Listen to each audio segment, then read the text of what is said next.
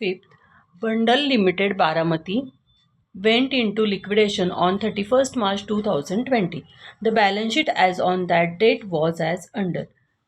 देखो यहाँ पे लाइबिलिटी साइड है, एसेट साइड है. लाइबिलिटीज में share capital issue and subscribed 8,008%. यहाँ पे जो आपको 8% दिए हैं ये डिविडेंड रेट ऑफ डिविडेंड है, वहाँ पे हम कैलकुलेशन करने वाले हैं. उसके बाद 12,000 equity shares of ₹10 each, 5% debentures secured on free hold property. देखो फ्री होल्ड प्रॉपर्टी यहाँ पे सिक्योरिटी रखी है, ठीक है ना. जब हम एसेट्स रियलाइज करेंगे तब हम यहाँ पे फ्री होल्ड प्रॉपर्टी कंसिडर नहीं करेंगे और इसका अलग से वर्किंग करेंगे. उसके बाद है इनकम टैक्स. अभी इनकम टैक्स कौन से ग्रुप में आएगा? तो इनकम टैक्स आपको तो फर्स्ट प्रेफरेंस देना होगा ना इनकम टैक्स को, तो ये कहाँ पे जाएगा? प्रेफरेंशियल क्रेडिटर्स के ग्रुप में जाएगा. उसके बाद ट्रेड क्रेडिटर्स, क्रेडिटर्स तो आपको पता है, और बैंक ओवरड्राफ्ट ये कौन से ग्रुप में जाने वाले हैं? ये आपके जाएंगे अनसिक्योर्ड क्रेडिटर्स में, ठीक है. एसेट में दिए हैं उन्होंने, बहुत सारे एसेट्स दिए, लेकिन सिर्फ हमें यहाँ पे कैश इन हैंड यूजफुल है, बाकी के एसेट्स हमारे लिए यूजफुल नहीं है. Okay. Next, insurance interest on debentures were paid up to 31st March 2019. यहाँ पे देखो डिबेंचर का इंटरेस्ट 31st March 2019 तक पेड है. Preference dividend were in arrears for 2 years. 2 years का प्रेफरेंस डिविडेंड देना है, हमें कैलकुलेट करना होगा.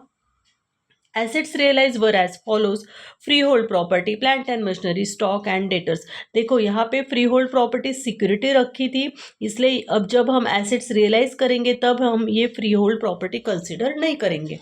उसके बाद एक्सपेंसेस ऑफ लिक्विडेशन 5,000, मतलब ये कॉस्ट ऑफ लिक्विडेशन है.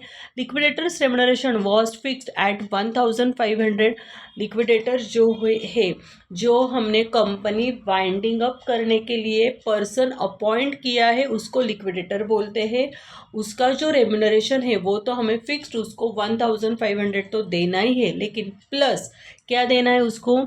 2% ऑन ऑल एसेट्स रियलाइज. जो भी हम ये जो एसेट्स रियलाइज करने वाले हैं, मतलब free hold property, plant and machinery, stock, debtors, इसके ऊपर हमें कितना परसेंट निकालना होगा? 2% निकालना होगा.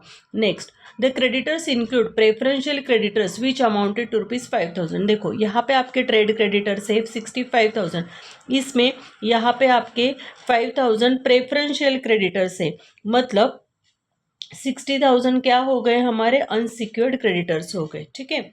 उसके बाद prepare the liquidators final statement of account. Okay, यहाँ पे मैंने फॉर्मेट बना के लिया है. ऊपर liquidators final statement of account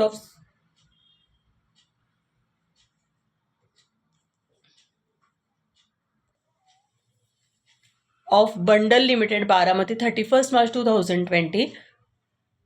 receipt payment यहाँ पे आपको लिखना है कैश इन हैंड और एसेट्स रियलाइज. उसके बाद यहाँ पे लीगल चार्जेस, लिक्विडेटर रेम्युनरेशन के लिए 3 to 4 लाइन्स लीव कर दो. उसके बाद है cost of liquidation. Cost of liquidation के बाद है preferential creditors, debenture holders. Preferential creditors के लिए 2-3 लाइन्स लीव कर देना, डिबेंचर होल्डर्स के लिए भी. उसके बाद है अनसिक्योर्ड क्रेडिटर्स, प्रेफरेंशियल होल्डर्स, और लास्ट में आता है इक्विटी शेयर होल्डर्स. मतलब जो बैलेंसिंग फिगर है ये हम इक्विटी शेयर होल्डर्स को पेमेंट करने वाले हैं. देखो टॉपिक क्या सीख रहे हैं हम? वाइंडिंग अप सीख रहे हैं, मतलब कंपनी क्लोज करनी है. कंपनी लॉस में जा रही है, किसी वजह से वो वाइंडिंग अप कर रही है, क्लोज कर रही, तो वो क्या करेंगे? पहले तो क्या करेंगे? जो लिक्विडेटर अपॉइंट किया है वो क्या करेगा? पहले देखेगा कैश इन हैंड कितनी है, उसके बाद सब एसेट्स रियलाइज करेंगे, मतलब सोल्ड आउट करेंगे वो. उसके बाद इस सीक्वेंस से वो पेमेंट देने वाले हैं. ऐसे नहीं होता है कि पहले हम इक्विटी शेयर होल्डर्स को देंगे उसके बाद बाकी के पेमेंट करेंगे, नहीं, कंपनी में ऐसे नहीं होता. एक सीक्वेंस उनका प्रॉपर सीक्वेंस होता है, उसी सीक्वेंस से उनको पेमेंट देना होता है. मतलब लीगल चार्जेस पहले दे देंगे, उसके बाद लिक्विडेटर, मतलब आउटसाइड जो है ना उसका पेमेंट उनको पहले करना पड़ता है, फिर इनसाइड इंटरनल लायबिलिटीज है वो पेड करेंगे. मतलब इक्विटी शेयर होल्डर्स हमारा खुद का कैपिटल है ना, कंपनी का खुद का कैपिटल, तो कंपनी पहले क्या करेंगी, आउटसाइड लायबिलिटीज पेड करेंगी, फिर वो इंटरनल लायबिलिटीज के ऊपर फोकस करेंगे। ओके, अभी देखो यहाँ पे फर्स्ट एडजस्टमेंट क्या है, interest on debentures were paid up to 31 March 2019 तक का डिबेंचर इंटरेस्ट पेड किया है। यहाँ पे 5% इंटरेस्ट डिबेंचर से 60,000 किसके ऊपर सिक्योरिटी रखी है, फ्री होल्ड प्रॉपर्टी के ऊपर। और हमारा ईयर एंडिंग क्या है, 31 मार्च 2020। अभी फ्री होल्ड प्रॉपर्टी से हमें कितनी अमाउंट मिली है, एसेट रियलाइज करके 1,60,000। इसका पूरा हम वर्किंग नोट बनाएंगे। देखो क्या दिया है उन्होंने,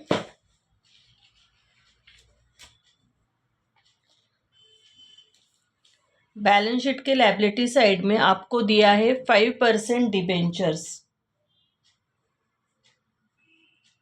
अमाउंट है आपकी 60,000। ओके, 60,000 है 5% डिबेंचर्स के लिए अमाउंट। उसके बाद वहां पे उन्होंने ब्रैकेट में दिया है, इसको क्या सिक्योरिटी रखा है, फ्री होल्ड प्रॉपर्टी। अच्छा, फ्री होल्ड प्रॉपर्टी मतलब ये एसेट रियलाइज करके हमें कितनी अमाउंट मिल रही है, 1,60,000। ठीक है, तो इसमें से तो हम ये 160 से तो ये डिबेंचर्स तो देंगे ही, लेकिन उसके बाद उन्होंने क्या बोला है कि फर्स्ट एडजस्टमेंट में क्या बोला था कि debenture interest paid up to, कब तक का डिबेंचर इंटरेस्ट पेड किया है, interest paid up to 31 March 2019 तक का किया है। ओके, अभी बैलेंस शीट की डेट क्या है हमारी, 31 मार्च 2020। मतलब यहाँ से लेके यहाँ तक कितना होता है, 1 ईयर। 1 ईयर का इंटरेस्ट क्या है आपका, आउटस्टैंडिंग इंटरेस्ट है 1 ईयर का। तो हम क्या करेंगे, कैसे ये निकालेंगे, 60,000 इंटू 5%, ये रेट ऑफ इंटरेस्ट है, और 1 ईयर का इंटरेस्ट आपका कितना आने वाला है, 3,000। ओके, 5% के लिए। उसके बाद ठीक है, तो हमें क्या करना है ना, फ्री होल्ड प्रॉपर्टी से हमें मिल गया 1,60,000, लेकिन ये इसके लिए सिक्योरिटी रखी थी। मतलब पहले तो हमें क्या करना पड़ेगा, ये 60,000 आपको 5% डिबेंचर्स पेड करना होगा, रिमेनिंग अमाउंट आएगी आपकी 1,00,000। उसके बाद नेक्स्ट आपको इसका इंटरेस्ट भी पेड करना होगा, आउटस्टैंडिंग डिबेंचर इंटरेस्ट कितना पेड करने वाले हैं हम, 3,000। ये क्या है आपका आउटस्टैंडिंग इंटरेस्ट, मतलब 97,000 अमाउंट हमारे पास क्या हो जाएगी, सरप्लस फ्रॉम सिक्योरिटीज। ओके, देखो फिर से देखेंगे, बैलेंस शीट के लायबिलिटीज में आपको 5% डिबेंचर्स दिया है 60,000, इसका तो हमें पेमेंट करना ही है। इसके ऊपर हमने 5% से इंटरेस्ट निकाला 3,000, क्योंकि interest paid up to 31 March 2019 तक का इंटरेस्ट पेड किया है, और हमारी बैलेंस शीट की डेट 31 मार्च 2020 है, मतलब 1 ईयर इंटरेस्ट पेंडिंग है। तो 60 प्लस ये 1 ईयर इंटरेस्ट मतलब 63,000 फुल्ली पेमेंट करना है हमें। लेकिन यहाँ पे फ्री होल्ड प्रॉपर्टी जब हमने रियलाइज की तो हमें 160 मिल गए, तो उसमें से हम ये 60 और ये 3,000 मतलब 63,000 का पेमेंट कर देंगे, और रिमेनिंग जो अमाउंट है वो हमारे लिए क्या हो जाएगी, सरप्लस फ्रॉम सिक्योरिटीज। चलो हमारे स्टेटमेंट के डेबिट साइड में जाना है, यहाँ पे एसेट्स रियलाइज के लिए 4 to 5 लाइन्स लीव कर देना, और यहाँ पे लिखना टू सरप्लस फ्रॉम सिक्योरिटीज। क्या सिक्योरिटी रखी थी हमने, फ्री होल्ड प्रॉपर्टी। 1,60,000 माइनस 63,000, क्या अमाउंट आ गई हमारी, 97,000। ओके, अभी यहाँ पे डिबेंचर होल्डर को हम कुछ पेमेंट करने वाले हैं क्या, नहीं, ऑलरेडी ये यहाँ पे सेट कर लिया है कि नहीं, मतलब यहाँ पे ये पेमेंट कर दिया, ये आपने क्या कर दिया, पेमेंट, और एक्सेस अमाउंट कहाँ पे लिख दी, सरप्लस में। तो यहाँ पे डिबेंचर होल्डर्स के सामने कुछ अमाउंट आएगी क्या, इस बार नहीं आने वाली। ओके, सेकेंड एडजस्टमेंट है preference dividend were in arrears for 2 years. 2 years का डिविडेंड पेंडिंग है, देना है। देखो यहाँ पे 8,000 8% प्रेफरेंस शेयर्स, 8% मतलब वो रेट ऑफ डिविडेंड है, और ये अमाउंट है 80,000। 80,000 के ऊपर 8% और 2 ईयर्स के लिए हम डिविडेंड कैलकुलेट करेंगे। सेकेंड वर्किंग नोट आने वाली है हमारी डिविडेंड फॉर 2 years। ओके, यहाँ पे उन्होंने दिया है 8,000 8% प्रेफरेंस शेयर्स ऑफ ₹100 ईच और अमाउंट है 80,000। क्या करना है हमें? यह हो गया हमारा कैपिटल। क्या करना है हमें? डिविडेंड निकालना है। कितना डिविडेंड आएगा? 80,000, मतलब ये कैपिटल की अमाउंट लेनी है।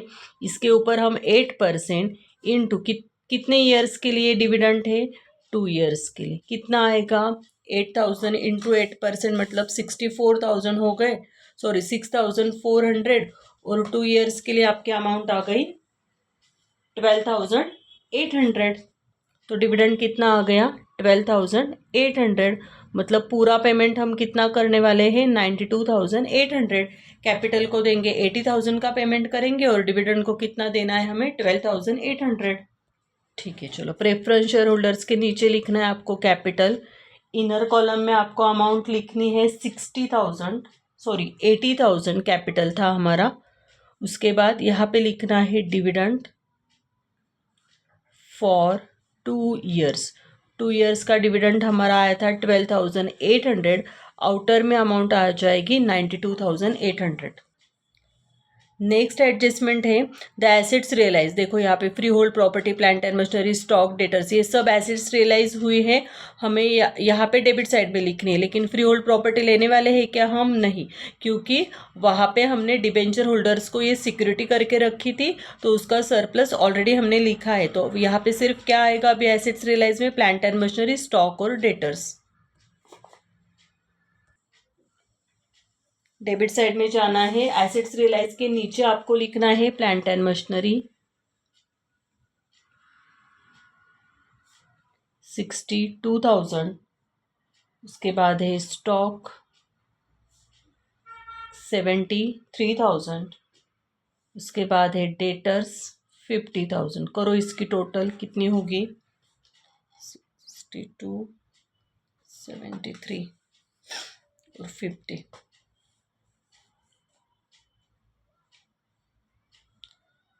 1,85,000। ठीक है। उसके बाद यहाँ पे एक्सपेंसेस ऑफ लिक्विडेशन है 5,000, वहाँ पे लिख देंगे हम कॉस्ट ऑफ लिक्विडेशन के आगे। उसके बाद लिक्विडेटर रेम्युनरेशन है 1,500, फिक्स में लिख देंगे 1,500। और अब ये एसेट 2% ऑन एसेट्स रियलाइज, मतलब ये पूरे एसेट की टोटल करेंगे और उसके ऊपर हम 2% निकालेंगे। कॉस्ट ऑफ लिक्विडेशन के आगे आपको लिखना है एक्सपेंसेस ऑफ लिक्विडेशन आपका था 5,000। उसके बाद लिक्विडेटर्स रेम्युनरेशन में उन्होंने दिया था कि फिक्स्ड, लिक्विडेटर को हमें फिक्स्ड कितना रुपीज़ देना है? 1,500 रुपीज़ देना है। और 2% किसके ऊपर देना है? 2% on assets realise. Assets realise के ऊपर हमें क्या करना है? 2% देना है।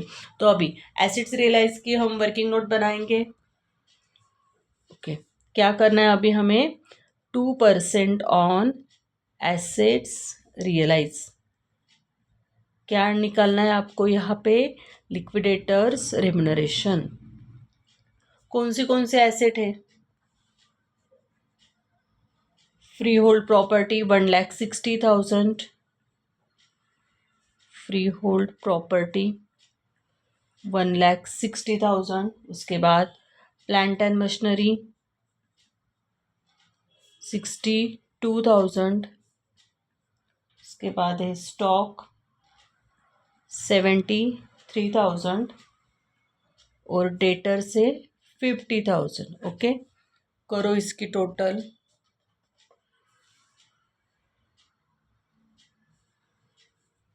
इसकी टोटल आ गई आपकी 3,45,000 इंटू 2%। निकालो इसके ऊपर 2%, कितने अमाउंट आ गई? 6,900। यह आपका आ गया लिक्विडेटर्स रेम्युनरेशन।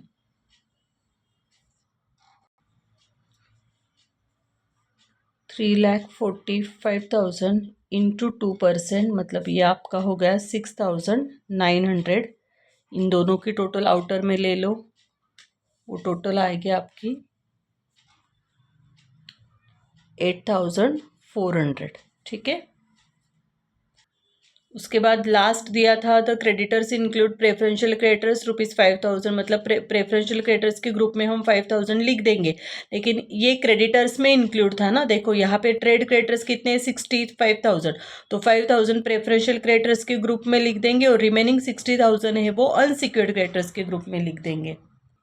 प्रेफरेंशियल क्रेडिटर्स के ग्रुप में आपको क्या करना है, वहाँ पे उन्होंने दिया था preferential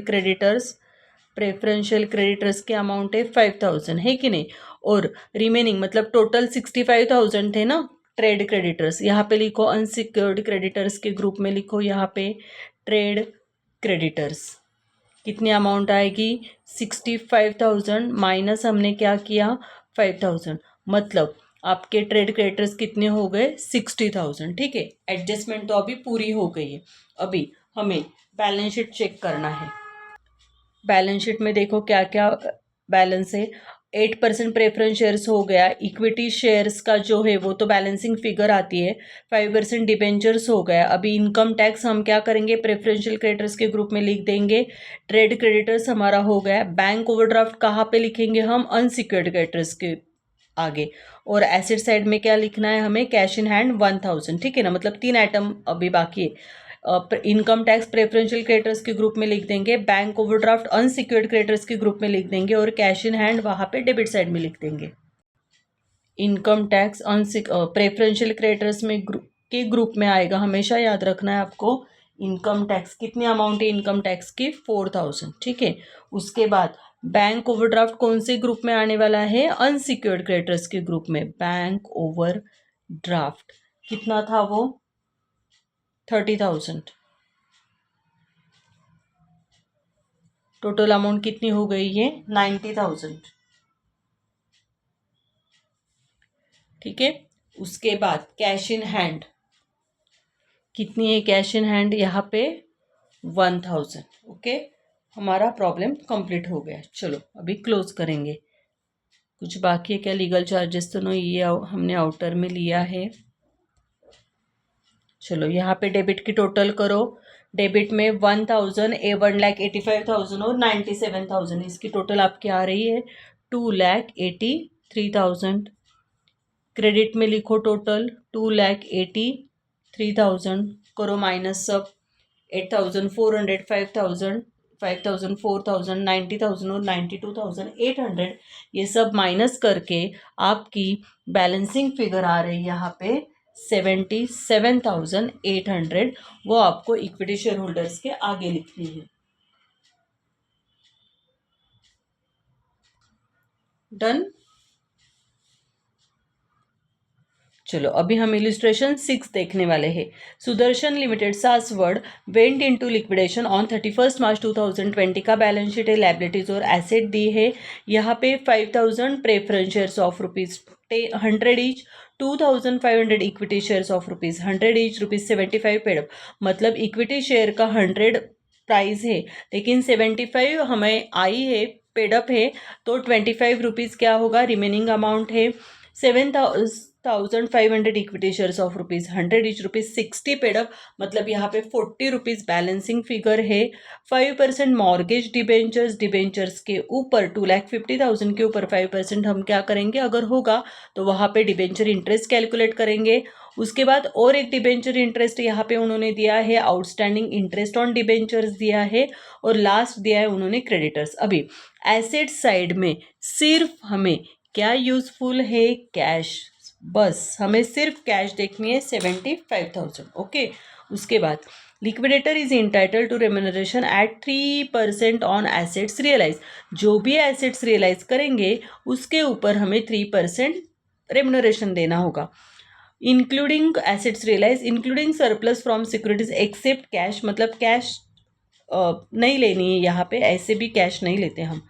2% on amount distributed to unsecured creditors other than preferential creditors, मतलब लिक्विडेटर को हमें 2% और रेम्यूनरेशन देना है, लेकिन क्या करना है हमें, वो अनसिक्योर्ड क्रेडिटर्स के ऊपर निकालेंगे अदर देन प्रेफरेंशियल क्रेडिटर्स। मतलब वहाँ पे हमेशा हम क्या करते हैं ना, सन्ड्री अनसिक्योर्ड क्रेडिटर्स और प्रेफरेंशियल क्रेडिटर्स की टोटल करते हैं, उसके ऊपर लिखते हैं। लेकिन उन्होंने अभी अदर देन क्रेडिटर्स दिया है प्रेफरेंशियल क्रेडिटर्स, मतलब प्रेफरेंशियल क्रेडिटर्स यहाँ पे इंक्लूड नहीं होगा। उसके बाद creditors include preferential creditors amounting to ₹37,500। देखो अपने पास क्रेडिटर्स कितना है, 3,62,000। इसमें क्या इंक्लूड है, ये प्रॉब्लम एग्जाम में आ सकता है, इस टाइप का प्रॉब्लम एग्जाम में आता है। प्रेफरेंशियल क्रेडिटर्स 37,500 इंक्लूड है। उसके बाद लोन फॉर ₹1,25,000, लोन हमने लिया है 1,25,000 का, और उसके ऊपर हमने क्या सिक्योरिटी दी है, लैंड एंड बिल्डिंग की सिक्योरिटी दी है। वहाँ पे हम वर्किंग नोट बनाने वाले हैं।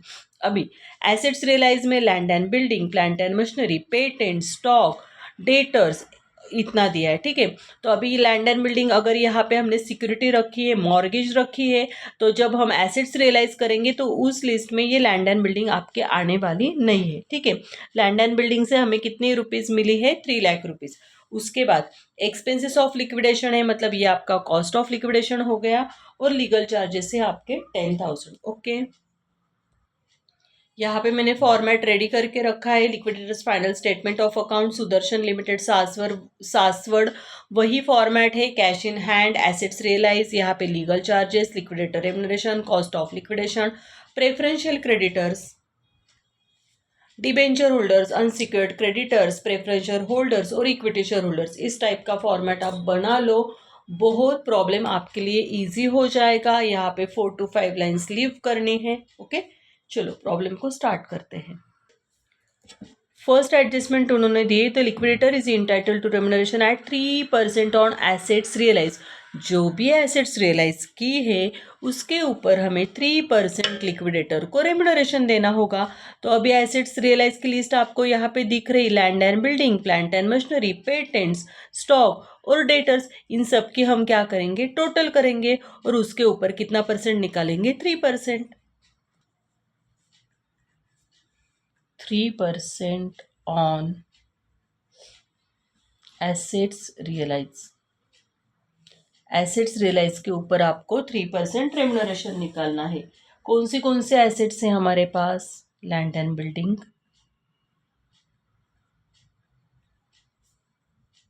3,00,000, उसके बाद है प्लांट एंड मशीनरी। देखो ये लैंड एंड बिल्डिंग है ना, ये सिक्योरिटी रखी है। जब हम रेम्यूनरेशन निकालते हैं तब हमें ये कंसीडर करना है, लेकिन जब हम एसेट्स रियलाइज लिखेंगे डेबिट में, तब ये लैंड एंड बिल्डिंग कंसीडर नहीं करेंगे। ठीक है ना। प्लांट एंड मशीनरी है 5,00,000, उसके बाद है पेटेंट्स उन्होंने दिया है 75,000, उसके बाद है स्टॉक 1,50,000, उसके बाद है डेटर्स 2,00,000। ओके, करो इसकी टोटल कितनी आ रही है।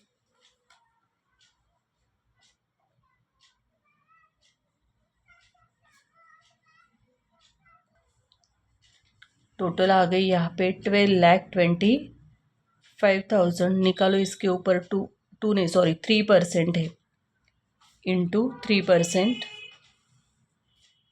36,750। यह आपका आ गया लिक्विडेटर्स रेम्यूनरेशन।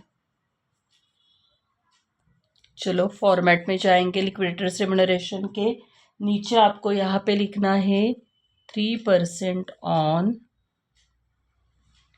Assets realise. कितने एसेट्स रियलाइज की थी हमने, 12,25,000।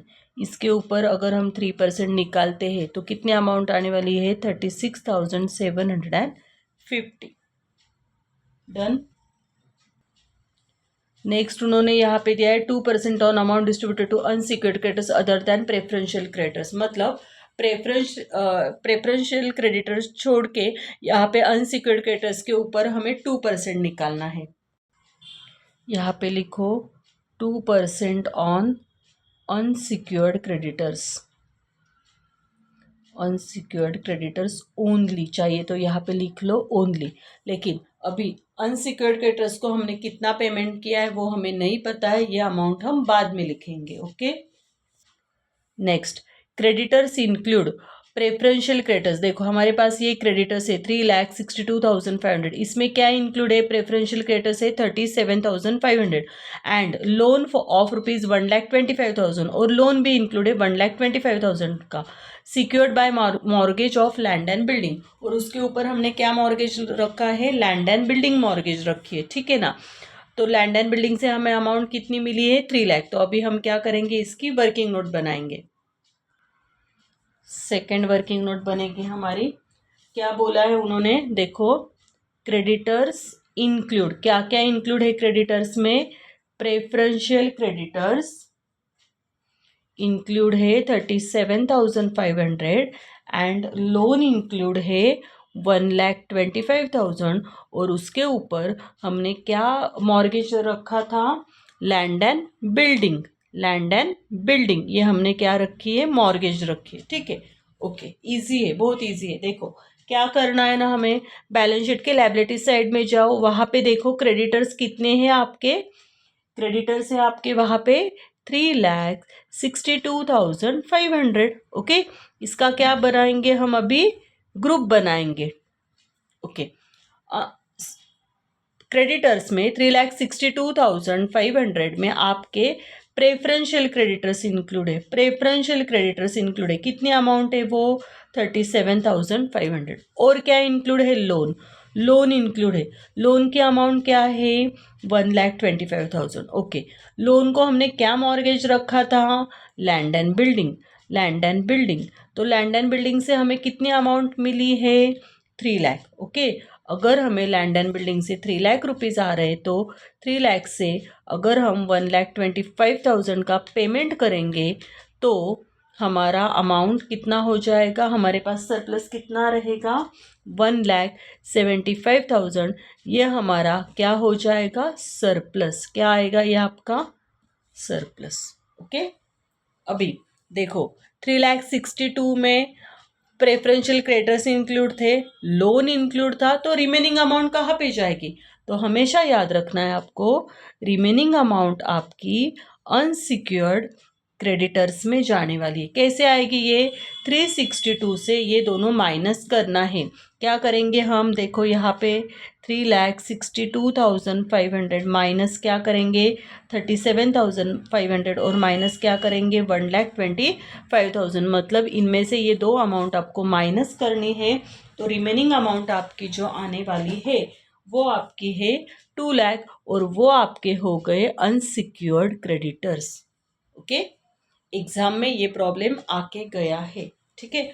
तो अभी क्या करेंगे हम?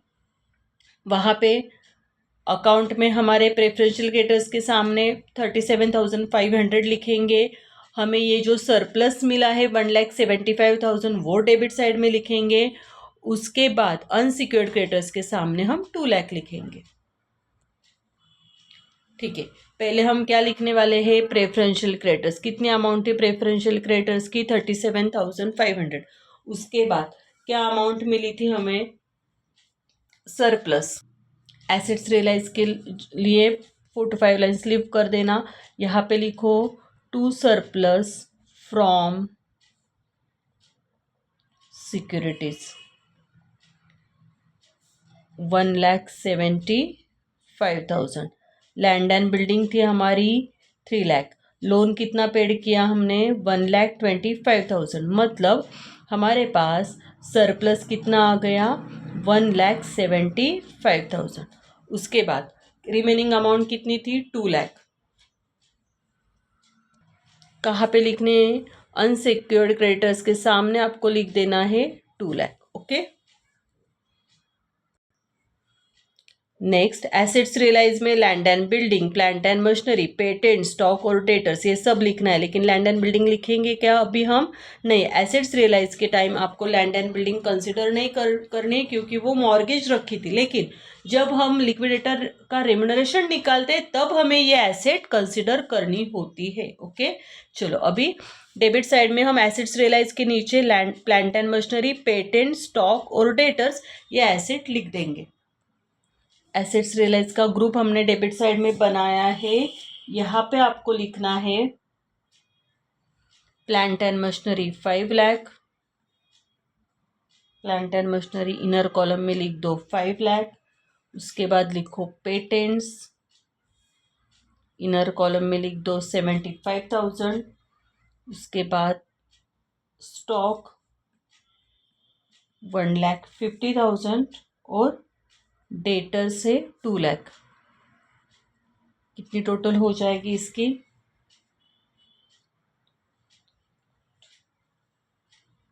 9,25,000 ना।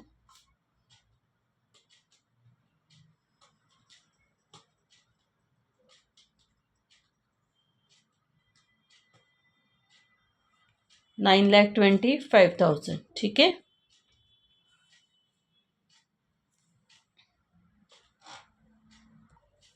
उसके बाद यहाँ पे है एक्सपेंसेस ऑफ लिक्विडेशन, मतलब कॉस्ट ऑफ लिक्विडेशन के सामने हम 17,250 लिख देंगे और लीगल एक्सपेंसेस है हमारे पास 10,000, वो भी लिख देंगे।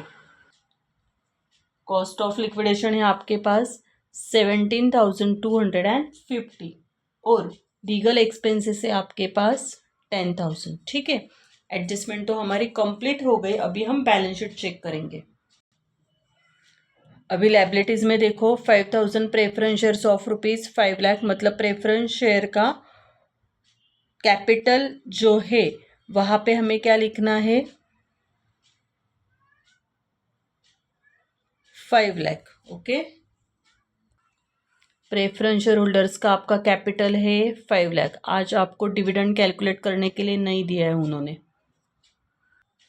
उसके बाद 2,500 इक्विटी शेयर्स 100 इच और ₹75 मतलब 25 अमाउंट रिमेनिंग है। यहाँ पे 40 रुपीज़ रिमेनिंग है, इक्विटी है। लेकिन हम क्या करेंगे, इक्विटी के सामने उसका जो बैलेंसिंग फिगर है वो लिख देंगे, ठीक है। उसके बाद 5% मॉर्गेज डिबेंचर्स 2,50,000 वहाँ पे लिख देंगे। 5% मॉर्गेज डिबेंचर्स के सामने आपको लिखना है 2,50,000 और ये आउटस्टैंडिंग इंटरेस्ट ऑन डिबेंचर से 12,500 ये हम वहाँ पे लिख देंगे। क्रेडिटर्स ऑलरेडी हमारा हुआ था, सिर्फ अभी हमें यहाँ पे डिबेंचर्स के सामने ये दो अमाउंट लिखनी है और कैश के सामने हमें 75,000 लिखना है। प्रॉब्लम कंप्लीट हो गया। डिबेंचर होल्डर्स के ग्रुप में हमें जाना है, वहाँ पे आपको लिखना है 5% मॉर्गेज डिबेंचर्स। कितने अमाउंट है डिबेंचर्स की?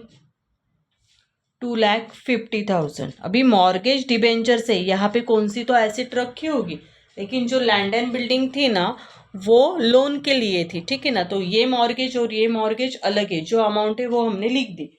उसके बाद उसके ऊपर एडजस्टमेंट भी नहीं दी थी। उसके बाद उन्होंने दिया था आउटस्टैंडिंग इंटरेस्ट। कितना था आउटस्टैंडिंग इंटरेस्ट की अमाउंट? 12,500, मतलब टोटल कितना आ गया? 2,62,500। ये आपका टोटल डिबेंचर का पेमेंट हो गया। उसके बाद एसेट साइड में क्या बाकी था? वैसे भी एसेट साइड में सिर्फ हमें कैश यूजफुल होती है। कैश इन हैंड के सामने लिख दो 75,000। यहाँ पे हमारा प्रॉब्लम कंप्लीट हो गया है।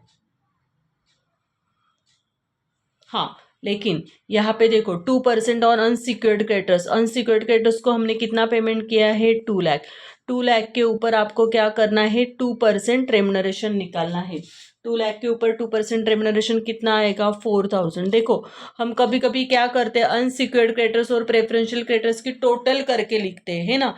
जब उन्होंने बोला है कि 2% ऑन अनसिक्योर्ड क्रेडिटर्स, ऐसे जब वो बोलेंगे तब हम अनसिक्योर्ड क्रेडिटर्स और प्रेफरेंशियल क्रेडिटर्स की टोटल करेंगे। लेकिन अभी यहाँ पे क्या दिया था? 2% on unsecured creditors other than preferential creditors. Other than preferential creditors मतलब ओनली अनसिक्योर्ड क्रेडिटर्स, इसके ऊपर हमने क्या किया है 4000 रेम्यूनरेशन निकाला है, टोटल हो जाएगी इसकी 40,750।